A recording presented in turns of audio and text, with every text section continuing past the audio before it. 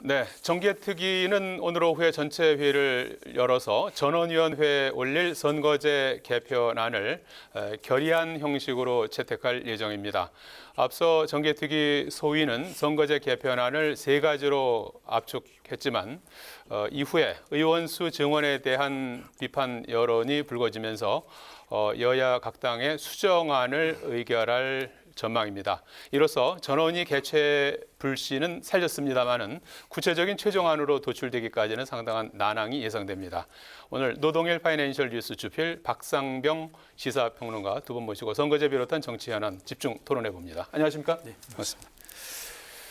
자, 내일 국회 본회의가 열릴 예정입니다. 네. 거기에서는 이제 전원위원회 그 안건을 상정해서 통과시킬 예정인데 그에 앞서서 오늘 정개특위 본회의에서 선거제 개편안과 관련한 안건을 결의안 형식으로 채택할 예정이라고 합니다. 그래서 선거제 개편안을 지금 그 전원위원회를 열어서 난상 토론하다 보면 뭐 이게 너무 많은 얘기를 하게 되니까 조금 몇 가지 의제를 좀 정리하는 과정에서 의원수 증원 문제가 역시 첫 번째 뭐 쟁점, 뜨거운 감자로 그렇습니다. 떠올랐고 어쨌든 선거 의원수를 50명까지 증원하는 문제는 일단은 좀 하지 않기로 한 그런 분위기 같아요. 어떻게 보셨습니까? 저는 뭐 이 모든 과정이 좀 불만스럽지만은요. 예. 특히 오늘 지금 말씀하신 마지막에 오늘 정개특위에서 300명 플러스 뭐 50명 예. 몇 명이 될지 모르지만 예. 뭐 증원하는 안을 냈다가 몇 가지 예. 초이스 냈다가 없었던 걸로 하겠다. 예. 이 과정을 보면서 정말 저는 마음에 안 듭니다. 예. 국회 방송이라 이런 말 드려도 되는 건지 모르겠습니다만, 예. 예. 아니 50명 뭐 하여튼 몇 명이든지 증원해야 정치 개혁이 이루어진다고 좀 주장했던 사람도 있지 않습니까? 예. 그리고 그게 정말 우리나라 뭐 정치를 위해서 발전을 필요하다고 얘기하고 그러면 최선을 다해서 국민을 설득해야죠. 예. 그래서 여론이 조금 뭐 나쁜 것 같으니까 며칠 만에 흐지부지할 그게 무슨 정개특위 아니고 그게 무슨 정치개혁 아닙니까? 예. 자기들의 정치 생명을 걸고 정말 국민을 설득해서 이것만이 우리나라 살 길입니다 해야 뭐 국민들이 들을까 말까 한데 예. 여론이 부정적이니까 슬그머니 거두어들인다? 그러면 이건 그야말로 이걸 정치개혁을 위해서 꼭 필요한 안이 아니었다는 그걸 반증하는 것이고 예. 그래서 저는 그런 태도가 과연 이건 정말 대국적인 대의를 위해서 얘기하는 논의하는 정치인들이 맞나? 저는 이 점에 대단히 마음에 안 듭니다 정말. 예. 그와 관련해서는 정개특위 소위에서 일단 그 이른바 이제 국회의장 자문위 안을 이제 그 채택을 한 거 아니겠습니까? 거기에 이제 50명 증원안이 이제 포함이 됐던 건데 그저께 국민의힘이 아주 세게 반발을 했어요. 네. 아예 뭐 전원위원회 안 들어가겠다고 하니까 네. 일단 뭐 그렇습니다. 네. 출발을 해야 되니까 이 논의를 그래서 아마 자구책으로 한 건데 그것이 이제 완전히 50명까지는 아니더라도 그 질문은 조금 이따 드리겠습니다만은 이 개정안이라는 게 확정안이 아니기 때문에 논의를 시작하자 이런 취지에서 일단 그 부분을 이제 접은 것 같은 그런 것 같은데 저는 그렇게 이해했는데요. 그렇습니다. 예. 선거제도 개혁이 여야 또 각 의원들의 정치 어떻게 보면 생명이 걸려 있는 문제다 보니까 예. 참 합의 도출이 어렵다는 사실을 그대로 보여주고 있는 대목이죠. 예. 말씀하신 것처럼 소위에서 정개특위 소위에서는 1, 2, 3안을 넘기기로 하지 않았습니까? 예. 그 1, 2안 세 개 중에서 두 개가 50명 정원이 있습니다. 그거는 국민의힘 소속도 있고 민주당 소속도 다 있습니다. 예. 거기서 논의가 했던 거를 이제 전원위원회 문제를 집중 얘기를 하려고 하니까 이제 국민의힘에서 그 50명 지원하는 거 안 된다. 그러니까 이거는 여야 어느 한쪽에도 안 된다고 하면은 할 수가 없어요. 예. 왜냐하면 국민들이 원하는 게 아니거든요. 그래서 여야가 합의를 해야 되는 건데 예. 김기현 대표가 안 들어간다고 하니까 결국은 이제 김주미 국회의장이 그 50석을 지원하는 걸 빼고 하겠다고 지금 얘기를 한 거거든요. 예. 그 대목에 대해서는 이제 저도 좀 불만입니다. 예. 그거 좀 이미 논의를 해가지고 여야 합의를 해서 설득을 하자. 예. 정말 필요하다고 보면 안 그러면은 지역구를 줄이든지 이렇게 결단을 내려서 논의를 하면 좋을 텐데 여당에서 반대하고 또 여론도 안 좋다고 하니까 그냥 던져버리면은 이거는 뭐 개혁에 대한 사실 진정성이 많이 좀 훼손되는 거는 분명합니다만은 예. 그러나 김준표 의장은 앞서 말씀하신 것처럼 저는 자구책으로 들려요. 예. 이거 왜 논의를 안 하면 안 되니까 지금은. 그래서 그러면 지금은 50석을 비례표석을 정원하는 것을 제외하고 나머지 안을 가지고 논의를 하는데 그러면 방법이 있습니다. 뭐냐면은 1안, 2안은 50명 정원하는 걸 그대로 한다고 하면은 나머지 3안이거든요. 예. 3안은 도농, 중대선거제 복합형으로 가고 예. 나머지 거기에 들어서 복합형으로 가면은 지역구 의석이 좀 줍니다. 예. 한 30명 정도 줄 수 있어요. 예. 그거를 비례대표로 넘기면은 300명 정원 안에서도 할 수가 있어요. 예. 근데 다만 지역구를 또 지역구 의석수가 줄어드니까 이것도 국회의원들이 동의할 것인가? 또 그 대목 또 국회의원이 반대한다고 못하면 아무것도 못하는 거거든요. 그렇습니다. 지금 그런 상황에 지금 처해 있습니다. 예. 지금 그 의원 수를 늘리는 문제와 관련해서는 50명까지는 아니더라도 한 10명 정도는 또 나중에 전원위원회에 가서 토론을 하다 보면 그리고 많은 그 국회의원들 그리고 국민 여론도 이제 또 어느 정도 그 자구 노력에 따라서는 이제 받쳐줄 수 있는 여지가 생긴다면 한 10명 정도는 좀 또 늘릴 수 있는 여지가 있지 않나 하는 그런 얘기도 일부에서 하고 있어요. 그러니까 아까 처음 말씀드린 대로 예, 50명까지는 아니어도. 그러니까 50명이든 10명이든 예. 그거 늘리면 왜 정치개혁이 되느냐. 예. 그러니까 한강물에다가 잉크를 한 방울 더 떨어뜨리면 예. 뭐가 잘 좋아지느냐 하는 얘기를 국민들이 납득을 해야죠. 예. 그러니까 50명이 안 되니까 그냥 한 10명까지는 어떨까요? 이렇게 하면서 예. 그럼 세비 조금 줄일까요? 이렇게 얘기하고 속된 말로 하면은요. 국민들이 장사 한두 번 해봅니까? 국민들이 정말로. 예. 비례 뭐 그럴 때마다 예. 예전에 무슨 정치 개혁한다고 하고 뭐 여러 가지 할 때마다 예. 뭐 특권 줄이겠습니다. 뭐 세비 동결하겠습니다. 뭐 여러 번 했습니다. 예. 그러다가 슬그머니 또 원위치 되는 거예요. 예. 여러 번 했지 않습니까? 그러니까 국민들이 더 이상 안 속는 거죠. 이게 예. 왜? 그러니까 50명이든 10명이든 예. 저는 처음부터 증언에 반대했지만 예. 제가 개인적으로 반대하는 거는 별개로 하고 예. 국민들이 그에 납득하려면 예. 50명이든 10명이든 이걸 늘리면 이렇게 하면 예. 정치가 좋아집니다. 우리 정치가. 예. 이렇게 매일 아침 꼴 사나운 모습 보이는 이런 정치가 달라집니다. 예. 라는 얘기를 해야죠. 왜? 예. 50명은 안 되는데 그럼 10명 어떨까요? 예. 이렇게 하는 건 처음부터 잘못됐다. 그런 얘기입니다. 그러면 그 박평론가님께서 말씀해 주시겠습니까? 왜 비례 의석을 좀 늘려야 된다고 네. 보십니까? 현행 제도가 어떤 문제점이 있고 비례 의석을 왜 늘려야 된다고 지금 보시는 거죠? 지금 우리가 이번 선거제도 개혁의 핵심 관건은 뭐냐면은 예. 양당 정치를 극복하자는 거예요. 예. 양당 정치를 극복하자. 예. 다시 말하면 다당 체제를 한번 만들어 보자. 그래서 예. 정당과 정당끼리 어떤 이슈나 정책을 놓고 경쟁도 하고 연합도 하고 이렇게 의회 정치를 말 그대로 복원시키기 위해서 예. 선거제도를 한번 바꿔보자. 예. 물론 개헌을 하면 더 좋아요. 근데 개헌은 지금 너무 난망하니까 예. 선거제도만이라도 바꿔서 국회 안에 승자 독식에 두 거대 정당만 있는 이 정당 체제만큼만 바꿔보자가 기본적인 취지거든요. 그래서 중대 선거제 얘기가 나온 것이고 예. 비례대표도 그렇게 될 경우에는 이것을 연동형으로 갈 경우에는 정당 투표율에 따라서 의석수를 확보를 하니까 예. 정당 투표율 자체가 상당히 나름대로 가치가 있는 것이고 또 사표도 줄어들고 사표 더, 방지. 예. 그리고 또 더 나아가서 더 중요한 거는 국회 안에서 다양한 정당들이 또 예. 다양한 세력들이 서로 경쟁할 수 있는 토대가 마련되는 거예요. 예. 그래서 그렇게 되면은 최소한 비례대표를 지금의 이 47석 가지고는 특도 없습니다. 실효성이 좀 떨어진다. 그래서 이걸 좀 더 늘리자 그러면 예. 지역구 같은 경우에도 지금 각 정당에서 253개 다 가져간다는 거는 이거는 좀 문제가 있다. 그래서 이걸 좀 대폭 줄이고 비례대표를 좀 늘려서 예. 권역별로 할 경우에는 예. 7개 권역으로 나누면은 한 권역당 10명 정도만 하면 70명이 되거든요. 예. 지금에서 한 30명만 늘리면은 그래도 어느 정도 문의가 만들어지고 더더욱이 지역구 비례와 지역구와 비례대표의 비율을 한 2대1 정도, 또 예. 2.5대1 정도로 나누면 지금 한 4대1, 5대1하고는 비교가 다르니까 예. 이거는 또 개혁 헌법 대법원에서도 관련된 판결이 나왔어요. 지금은 너무 과하다. 그래서 2대1이나 2.5대1 정도로 만약에 비율을 둔다고 하면은 이 예. 또한 국민들의 표의 등가성에서도 원칙이 맞으니까 예. 비례대표를 늘리는 방안이 그나마 현명하다. 이렇게 이제 결론을 만들어낸 거죠. 예, 지금 뭐 설명해 주신 대로 비례 의석을 늘려야 될 필요성을 말씀해 주셨어요. 뭐 승자 독식의 지금 그 정치, 그 다음에 양당 구도를 좀 뭐 혁파한다든지, 그 다음에 뭐 지역 소멸도 좀 방지할 수가 있고, 다당제 이런 쪽도 이제 유도할 수 있고 이런 점에서 이제 비례 의석을 좀 더 확보해야 되는 그런 상황이고 그러다 보니까 이제 지역구 의석을 줄여야 되는데 이게 또 현역 의원들의 반발 이런 부분 현실적인 문제도 있으니까 여기에 이제 의석수를 좀 이제 비례 의석을 좀 더 확보해서 그걸로 좀 그 개혁의 취지를 좀 살리는 네. 그런 방향으로 가자. 이번에 만약에 이제 도농으로 농촌 같은 경우에는 사실 뭐 강원도 같은 경우에는 뭐 5개 군이 뭉쳐가지고 국회의원 한 명 뽑는 거거든요. 이걸 더하기는 부담스럽다고 하면은 예.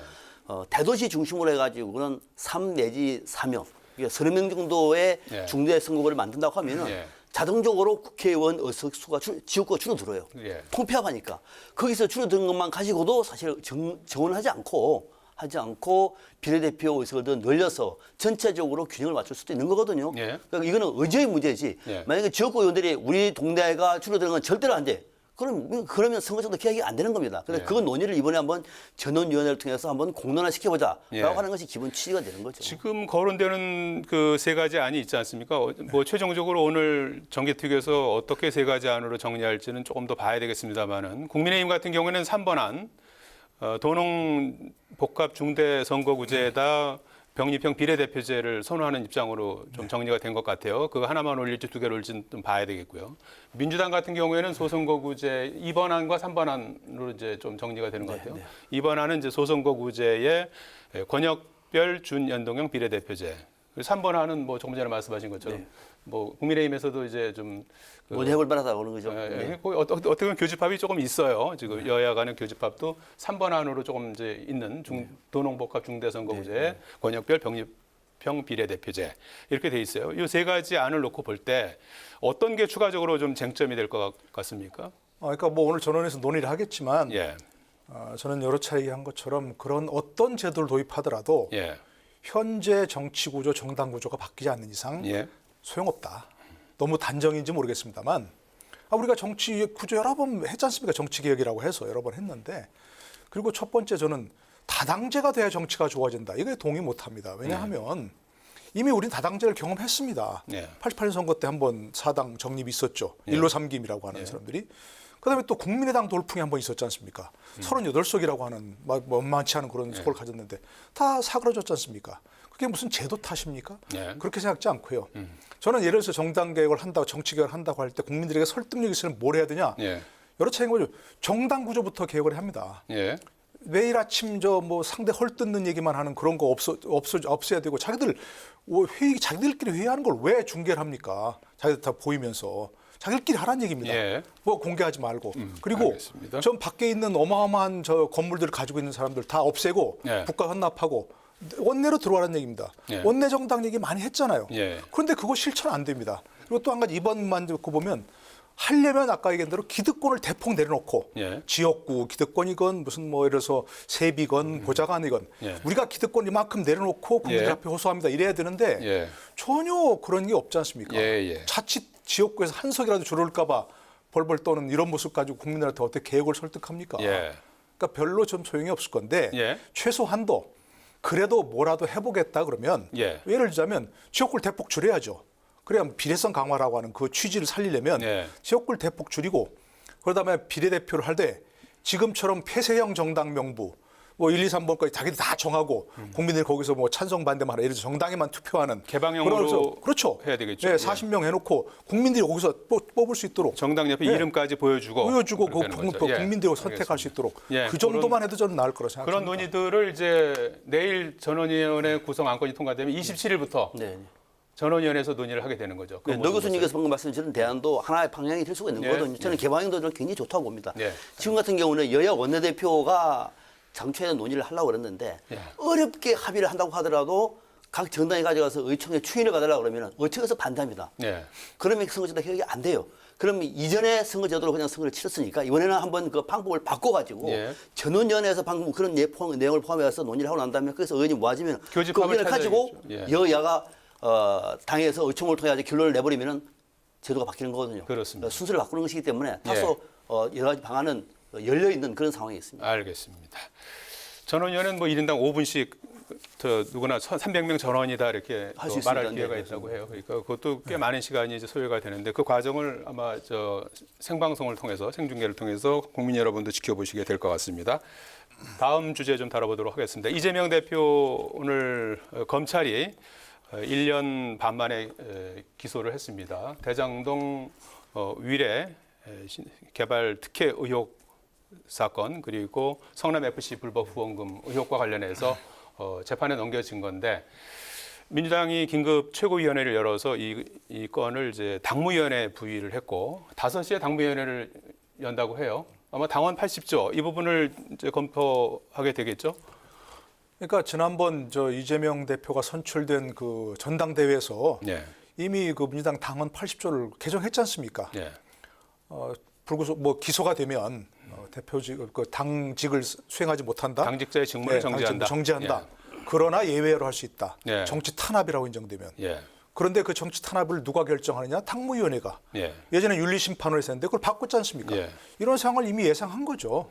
그러니까 뭐 지금 일반 언론에서는 뭐 이재명 대표의 직무정지를 놓고서 논란이 있을 거라고 하는데 저는 논란이 될 거 하나도 없습니다. 예. 이미 그걸 예상하고 지금 이렇게 행보를 한 거니까 예. 뭐 대표직을 유지하는 건 당연한 것이고 당무위원회에서 이건 정치 탄압으로 기소된 거기 때문에 대표직을 수행에 지장이 없다. 이렇게 뭐 하겠죠. 예. 네. 그냥 구제 절차를 이제 밟게 된다 이렇게 이제 그렇습니다. 예상하신 것 같아요. 민주당은 이런 사안을 충분히 예비해 왔었죠, 사실은. 예. 뭐 답 정기, 답은 기소로 정해져 있다 이렇게 얘기 네. 나올 정도로.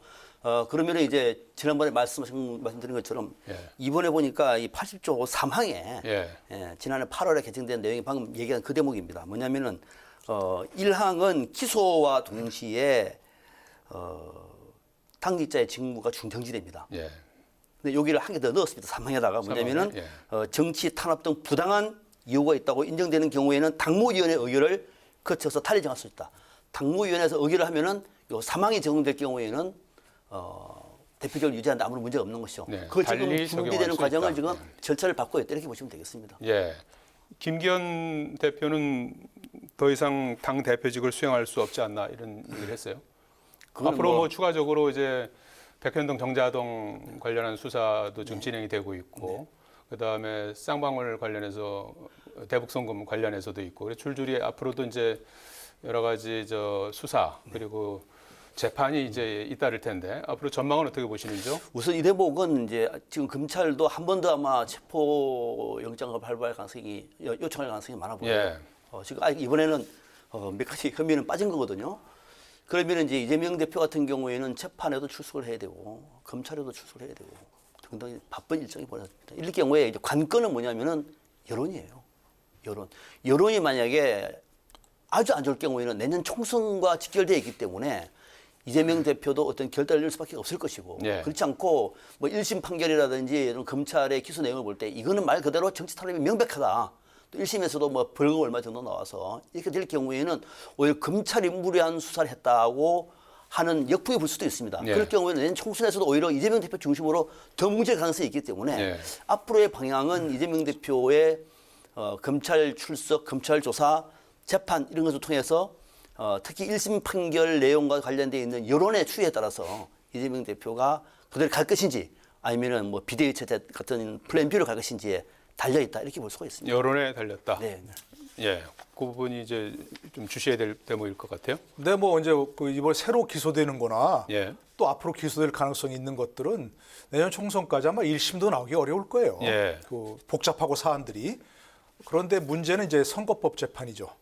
선거법 네. 재판은 물론 훈시 규정이긴 하지만 6개월 내 1심이 선고되니까. 알겠습니다. 그거 나오면 여론이 어떻게 달라지냐에 따라 달라지겠죠. 예.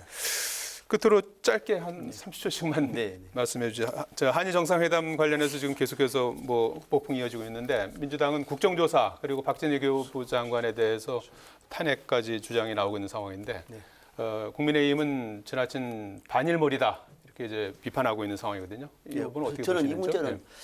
이 문제는 윤석열 정부가 좀 서둘렀다는 생각을 저는 지울 수 없습니다. 그렇습니까? 예. 너무 서둘렀고 한일 간에 너무 조율이 안 됐다. 네. 더더욱이 우리가 윤 대통령은 강제동 문제를 풀려고 했는데 하야시 일본 외무성이 강제동 없었다고 얘기했잖아요.